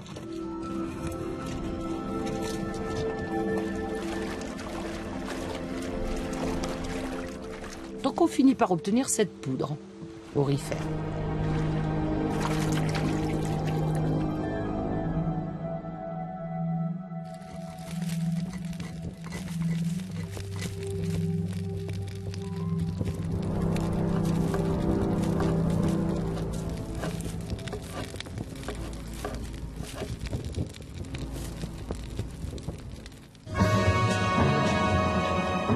D'après certains textes anciens, les Gaulois combattaient dans un grand vacarme, torse nu, voire totalement nus et couverts d'or pour exhiber leur force et terroriser l'ennemi. Des représentations de ces guerriers voient le jour très tôt, dès l'Antiquité, et seront courantes chez les peintres du XIXe siècle. Le mythe des Gaulois redoutables et désordonnés au combat, qui attaquent en criant, en s'agitant, est ainsi décrit par Diodore de Sicile. Quelques-uns méprisent la mort au point d'entrer dans la lutte nus, avec un simple caleçon. Ils emmènent aussi des serviteurs libres, recrutés parmi les pauvres, lesquels, dans les combats, font office auprès d'eux de conducteurs et d'écuyers. Quand les troupes sont rangées, ils ont l'habitude de s'avancer hors des rangs et de provoquer les plus braves de ceux qui leur sont opposés à un combat singulier en agitant leurs armes pour frapper de terreur leurs adversaires. Strabon commente encore. Avec leurs habitudes de légèreté, les Gaulois ont cependant certaines coutumes qui dénotent quelque chose de féroce et de sauvage dans leur caractère, mais qui se retrouvent, il faut le dire, chez la plupart des nations du Nord. Au sortir du combat, ils suspendent au cou de leurs chevaux les têtes des ennemis qu'ils ont tués et les rapportent avec eux pour les clouer comme autant de trophées aux portes de leur maison. Les têtes des chefs ou personnages illustres étaient conservées dans de l'huile de cèdre et ils les montraient avec orgueil aux étrangers, refusant de les vendre même quand on voulait les leur racheter au poids de l'or. Cette façon tout autre de combattre, les pratiques de décapitation ou le courage des Gaulois face à la mort viendront alimenter dès l'Antiquité l'idée que les Gaulois sont des querelleurs, des peuples barbares, sauvages et sanguinaires. Parmi les objets les plus singuliers que les Gaulois nous ont légués, l'un des plus impressionnants est sans doute le carnix, cette trompe de guerre qui les accompagnait au combat et vraisemblablement dans les sanctuaires. La découverte, elle s'est faite un peu par hasard sur le site de Tintignac à Naples, en Corrèze, en 2004. Donc on recherchait en fait le sanctuaire gaulois. On avait commencé à trouver les premières fosses, la tranchée de la palissade, et c'est dans l'angle de la plateforme sacrée. Donc on a découvert, mais vraiment par le plus grand des hasards, et bien sûr la dernière semaine de fouilles, une petite fosse de 1,10 m de côté sur 30 cm de profondeur, qui était remplie à ras-bord d'objets métalliques, enfin de fragments d'objets plus exactement, en fer et en bronze. Et ça a été quelque chose de complètement inattendu. Sur le sanctuaire, on avait très peu d'armes, très peu d'éléments gaulois jusque-là. On avait les fosses, mais très peu d'éléments. Et en fait, ça a été la découverte. Donc il nous a fallu plusieurs semaines avec l'aide des restauratrices pour dégager toutes ces pièces, 500 fragments d'objets qui représentent des armes, des trompettes, des carnix, les fameux carnix, des casques, des choses tout à fait inhabituelles ou très rarement découvertes dans le monde celtique. Il faut savoir que, par exemple, les casques celtiques, on en connaît très peu, et dans l'ouest de la Gaule, il y en a quelques-uns du côté de Toulouse ou d'Angoulême, mais là, on en a 10 d'un coup dans la même fosse. En ce qui concerne les trompettes, les carnix, il y en avait une dizaine de fragments connus dans l'Europe entière, et on en a 7 trompettes, alors incomplètes certes, mais 7 pavillons quand même de trompettes dans ce dépôt. Donc bien sûr, c'est la découverte qu'un archéologue a parfois la chance de faire dans une vie. Aussi étrange qu'ils puissent nous paraître, ces casques étaient connus par les textes. Ainsi en parle Diodore de Sicile au 1er siècle avant Jésus-Christ. Ils se coiffent de casques d'airain avec de grands ornements en hauteur, lesquels donnent à ceux qui s'en servent une apparence gigantesque. À quelques-uns même de ces casques sont fixés des cornes de même nature, et à d'autres des masques en relief d'oiseaux ou de quadrupèdes. Le cygne étant l'animal de prédilection qui accompagne l'âme des morts dans l'au-delà, donc il ne serait pas étonnant que le guerrier soit coiffé d'un tel casque. Tous les objets qu'on a retrouvés dans le dépôt de Tintignac, que ce soit les armes, le chaudron, les carnix, on les retrouve sur des scènes du chaudron de Gundestrup, sur une scène représentée sur une des plaques internes de ce fameux chaudron trouvé au Danemark en 1891. Cette plaque, cette scène, en tout cas, est interprétée de diverses manières par les différentes personnes qui ont pu les étudier. Jean Devry, en 1975, parle, lui, peut-être d'un rituel guerrier, d'initiation guerrière pour les jeunes.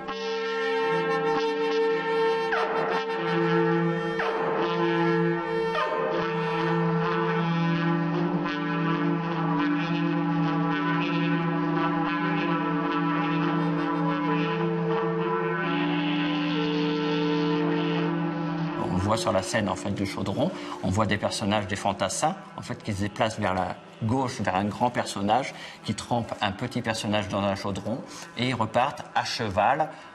Donc peut-être un rite d'initiation guerrière qui transforme les jeunes guerriers en véritables chevaliers, donc en personnages importants dans l'élite guerrière. que des objets mis au jour dans le dépôt rituel de Tintignac en Corrèze se trouvent représentés sur un chaudron découvert au Danemark et que certains spécialistes pensent originaires de l'Europe centrale ou de la Gaule, laisse présumer de pratiques communes dans tout le monde celtique. Chez les Gaulois, la pratique de la guerre est intimement liée à celle de la religion. Voici un chêne dans une forêt. Un homme est monté sur ce chêne. Il est habillé d'une robe toute blanche. Et il a sur la tête une couronne de feuillage. Cet homme est un prêtre. Les prêtres gaulois s'appelaient les druides. Il tient une serpe à la main. Il va couper une petite plante, le gui, qui a poussé sur une des branches. Mais cette pratique, si souvent évoquée, est une légende. Les druides n'officiaient pas dans les forêts, mais dans des lieux dédiés, réservés aux rituels. Les sanctuaires. Ce fait est avéré depuis la découverte historique du site de Gournay-sur-Aronde. Il y a 4 ans, près de Compiègne, en retournant un champ, on a vu remonter au jour des dizaines d'armes gauloises tordues, rouillées. Les archéologues ont fouillé et ont découvert ici, à Gournay-sur-Aronde, l'un des 2 seuls sanctuaires gaulois connus. Cette importante découverte jette une lueur sur les pratiques religieuses de la Gaule antique, très mal connues. Le sanctuaire de Gournay est un enclos de 45 mètres de côté qui était fermé par des palissades et des fossés. On pense que le sacrifice se déroulait à l'intérieur du sanctuaire, au bord d'un certain nombre de fosses qui étaient les structures principales cultuelles, notamment une grande fosse de 4 mètres de longueur qui faisait 2 mètres de profondeur.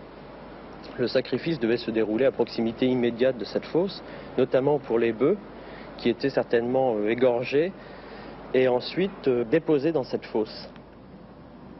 Les animaux, et certainement les âmes, pourrissaient un certain temps. Il y a une notion de pourrissement dans le sacrifice qui est très importante à Gournay, aussi bien pour les animaux que pour les âmes, pour lesquelles on attendait certainement qu'elles rouillent. Visiblement, dans les sépultures, dans les sanctuaires, on détruit, on dématérialise volontairement. Sur Tintignac, en particulier, on a beaucoup de monnaies en argent qui sont mutilées, qui sont abîmées à coups d'outils, de ciseaux à bois, des choses comme ça, pour que ces objets ne soient plus utilisables par le commun des mortels, mais puissent continuer à servir soit pour les divinités, soit pour les âmes des défunts. À Coron, le sanctuaire est au cœur de l'oppidum, et ce dernier s'est construit autour de lui. Parmi les éléments reconstitués du sanctuaire in situ, à l'emplacement même des vestiges gaulois, il y a tout d'abord l'entrée, évidemment, par laquelle on pénétrait dans le sanctuaire à l'est. Comme dans tous les sanctuaires antiques, on pénètre le long de la façade orientale, au centre de la façade orientale. Et cette façade orientale, en l'occurrence, est très bien orientée sur le principal massif qui domine le plateau de Coran, à savoir le puits Saint-Romain qui émerge de l'autre côté de l'Allier. Et on voit que l'entrée est vraiment parfaitement alignée sur cet axe-là. Et ce n'est sans doute pas un hasard. Donc cette entrée était très monumentale, ces poteaux très massifs font au moins 50 cm de diamètre, on en a retrouvé l'empreinte, et il supportait une sorte de porche monumentale surmontée d'un second étage qui permettait en plus de dominer la grande place qui s'étendait dans l'axe du sanctuaire. Une fois qu'on a pénétré dans le sanctuaire, dans la cour, on pénètre donc dans cette espèce de cour bordée de galeries sur 4 côtés. Ça devait être très spectaculaire, beaucoup plus qu'on l'a restitué aujourd'hui. Donc une cour bordée de galeries. Et puis la première chose sur laquelle on tombe, ce sont ces cuves en bois, reconstituées évidemment elles aussi, des cuves en bois creusées dans le sol, entourées d'amphores, dans lesquelles on déversait vraisemblablement le vin des libations. Ce qui nous permet d'affirmer cela, c'est que ces cuves étaient bordées d'amphores, disposées en cercle, en couronne, et donc ces amphores, le col des amphores était incliné en direction des cuves, et on peut penser que symboliquement, ça signalait le liquide qui était déversé dans les cuves. Ensuite, on a ces petits bâtiments rectangulaires dans lesquels se déroulaient les sacrifices. Des sacrifices d'animaux, bien entendu, pas de sacrifices humains sur le sanctuaire de Coran, des sacrifices de moutons. Dans la partie antérieure du bâtiment, on pénétrait sans doute par la façade sud du bâtiment, on a retrouvé une grande pierre, un grand bloc de basalte carré posé au sol qui comportait des traces de coups de lame ou de hache et autour duquel étaient disposés, cette fois-ci non pas des amphores, mais des crânes de moutons et de chèvres qui ont été détachés. Donc on peut penser que c'était la pierre d'autel, la pierre sacrificielle sur laquelle on égorgeait, on mettait à mort les animaux. aux origines du sanctuaire, ce sont les trophées, les dépôts d'armes qui prédominent, donc des pratiques qui sont similaires à celles qu'on connaît au nord de la Seine, en Picardie par exemple, de consécration du butin, des armes prises à l'ennemi. Et parmi les découvertes importantes faites sur le sanctuaire, il y a celle d'un trophée d'armes pratiquement complet avec côte de maille, fragments de sanglier en seigne, boucliers, fourreaux d'épée qui ont été retrouvés donc à l'aplomb de la galerie du sanctuaire, donc qui montre que le sanctuaire était avant tout un lieu d'exposition des dépouilles guerrières prises à l'ennemi et donc plutôt un lieu dominé par l'aristocratie militaire, guerrière. Avec le temps, ces pratiques évoluent, donc les banquets sacrificiels arrosés de vin prennent une importance de plus en plus grande et ces dépôts d'armes tendent à reculer au profit de nouvelles catégories d'objets, les monnaies tout d'abord, des petites offrandes individuelles, des anneaux, des perles que l'on retrouve concentrées en très grande masse, en très grande quantité à l'entrée du sanctuaire. La monnaie est un élément très important dans le sanctuaire. Elle joue des rôles à différents stades des rituels. D'une part parce que visiblement il y a un type de rituel qui impose de déposer de l'argent au sanctuaire pour le récupérer ensuite pour acheter une offrande plus grande. On a un texte d'Arien qui est célèbre et qui est super intéressant même s'il est un peu tardif, mais qui nous dit justement que la vie a un prix. Et à chaque fois qu'un Celte tue un animal, il doit donner, suivant la taille de l'animal, une monnaie d'une certaine valeur. Il y a aussi le deuxième aspect qui est que dans le sanctuaire, il se passe toute une série d'opérations qui sont non seulement religieuses, mais aussi juridiques au niveau de la cité. C'est-à-dire que c'est là que se passent les transactions. Un contrat qui est fait au sanctuaire, il est garanti par les dieux. Donc on ne viole pas sa parole quand on l'a donné dans le cadre du sanctuaire. C'est plus facile quand vous faites ça ailleurs. Les druides ont un certain nombre de fonctions justement dans les transactions, en particulier dans tous les héritages, dans les mariages, etc., sur ces aspects de dot, et là, la monnaie probablement intervient aussi. Bon, ça, c'est un deuxième exemple de choses qui peut se faire avec de la monnaie dans les sanctuaires. Le troisième, évidemment, le plus courant, c'est on achète une offrande pour pouvoir l'offrir, ou on s'épargne le fait d'acheter cette offrande et on jette directement des monnaies en offrande. Non loin du sanctuaire, une découverte majeure a eu lieu lors des fouilles de 2011. Les vestiges d'un édifice en hémicycle, une sorte de théâtre. Cette petite construction en pierre maçonnée, comme tous les murs maçonnés trouvés sur l'oppidum d'ailleurs, ne date pas de l'époque gauloise mais de l'époque romaine. Ce petit bâtiment est entouré d'un grand arc de cercle qui a été très fortement abîmé, endommagé malheureusement par les travaux agricoles menés au 19e et au 20e siècle. Mais cet arc de cercle nous a permis d'identifier immédiatement un théâtre. Un petit théâtre gallo-romain, comme on en connaît une soixantaine sur l'ensemble du territoire national en France. La grande surprise quand on est arrivé au terme de la fouille de ce théâtre romain, qui est juste ici, ça a été de découvrir que ce théâtre se superposait à un édifice plus ancien, d'époque gauloise. Lui, on retrouve tous les modes de construction attestés sur l'oppidum, notamment ces sols pavés d'amphores et de faunes qu'on avait déjà à l'intérieur de la cour du sanctuaire, à l'intérieur de la grande place de marché qui s'étend au nord du sanctuaire. Alors, sur la fonction de cet hémicycle, les textes, Posidonios par exemple, nous disent que les Gaulois se réunissaient dans des théâtres, théatrones. Et César nous parle à 12 reprises, pour 12 peuples gaulois de Sénat, qui se réunissaient, non pas au fond des bois, dans des clairières ou autour d'un feu, mais sans doute dans des édifices de réunion comme celui-ci, et dans lesquels on élisait des magistrats, on prenait des décisions politiques, et les objets retrouvés dans l'hémicycle peuvent nous donner des indications. Alors qu'est-ce qu'on y a retrouvé? De l'armement, qui prouve que le lieu était fréquenté par la classe guerrière, le sommet de la société, les couches supérieures de la société, des aristocrates, des chevaliers. On a retrouvé un petit stylet en os, qui est un instrument d'écriture qui servait à consigner des actes administratifs. Et là, c'est César qui nous dit que les druides, qui prohibaient l'écriture dans l'exercice de la religion, en revanche, utilisaient l'alphabet grec pour consigner les actes administratifs privés ou publics. Et donc, on peut penser que ce petit stylet servait à ce type de pratique.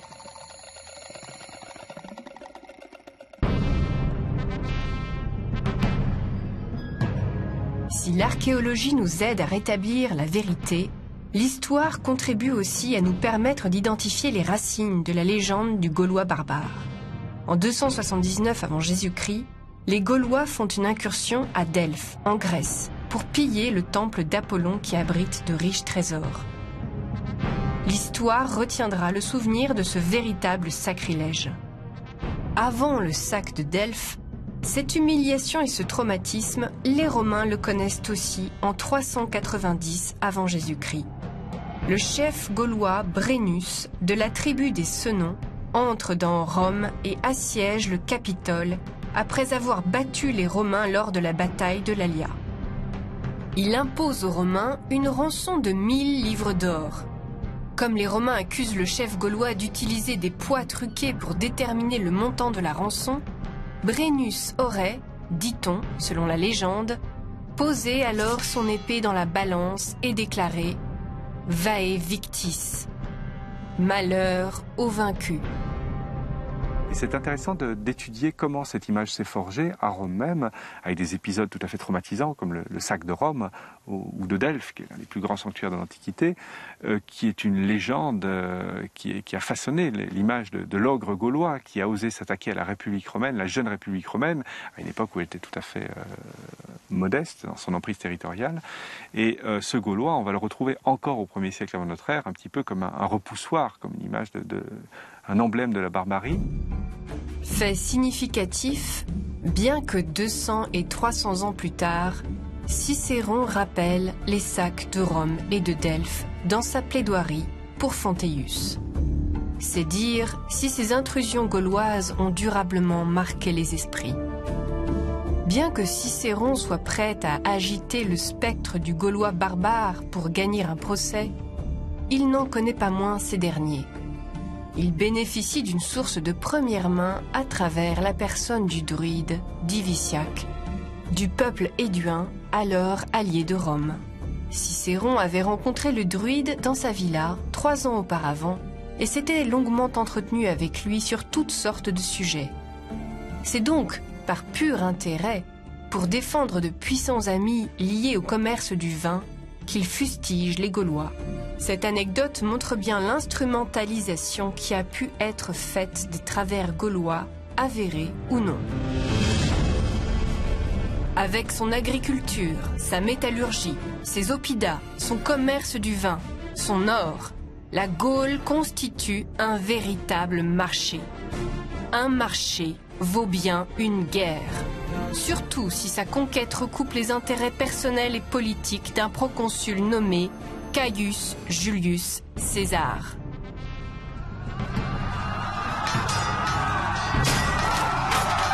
Jules César entre en Gaule en 58 avant Jésus-Christ.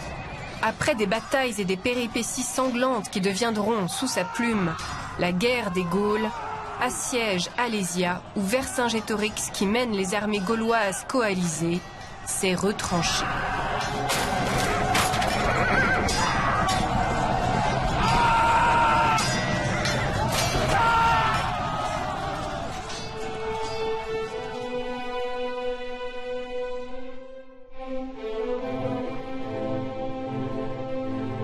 La bataille longtemps indécise voit la défaite des armées gauloises et le triomphe de César. Vercingétorix se rend.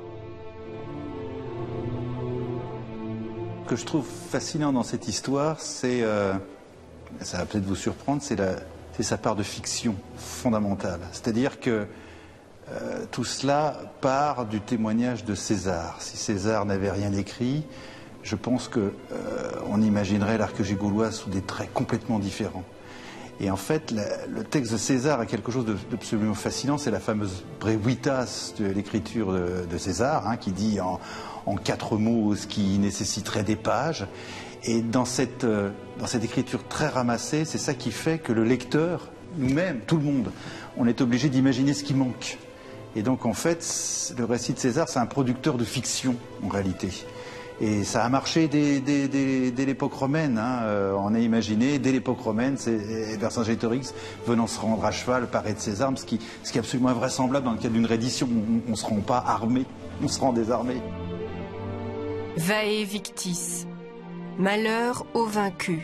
Jules César est maintenant libre d'écrire l'histoire.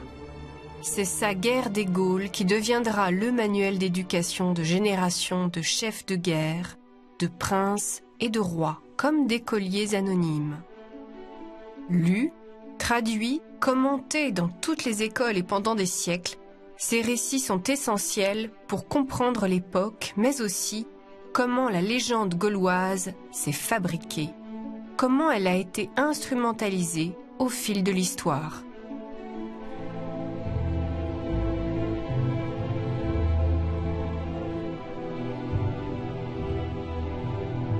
L'idée qui a été très fortement répandue à la suite des écrits de César et de sa conquête de la Gaule par les auteurs anciens, mais aussi par des auteurs contemporains, Napoléon III bien entendu, et puis beaucoup d'historiens à l'heure actuelle encore, c'est l'idée selon laquelle, avec la défaite d'Alésia, la Gaule a basculé dans la civilisation. Elle passe d'un stade primitif, la proto-histoire, et elle a basculé d'un seul coup dans la civilisation.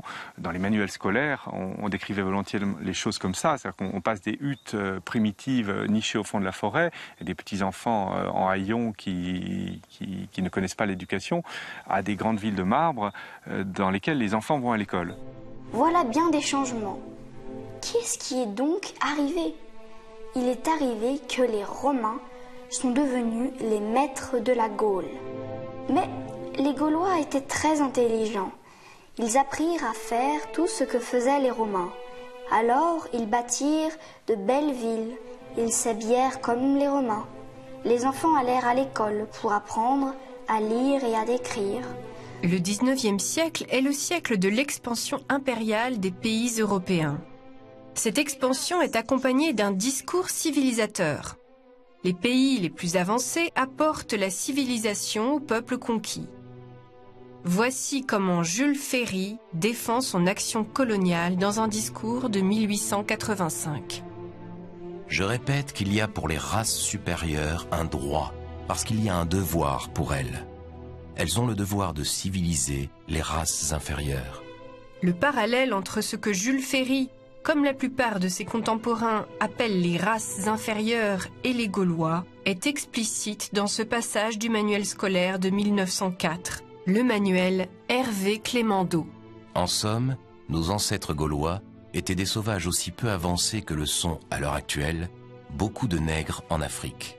À partir de la reddition de Vercingétorix, les Gaulois obéirent au gouvernement romain, comme les Arabes d'Algérie obéissent au gouvernement français. Les Français connaissent plus de choses que les Arabes d'Algérie. De même, les Romains connaissent plus de choses que nos ancêtres les Gaulois. 2 siècles après Vercingétorix, les Gaulois et les Romains étaient mêlés et confondus. Les Gaulois étaient devenus des Romains. Et c'est ce qui fait probablement que le mythe gaulois, comme on l'appelle ainsi, est aussi malléable en fait. On se rend compte quand on regarde l'histoire depuis le XVIIIe siècle, qu'on lui a fait prendre toutes les formes en réalité.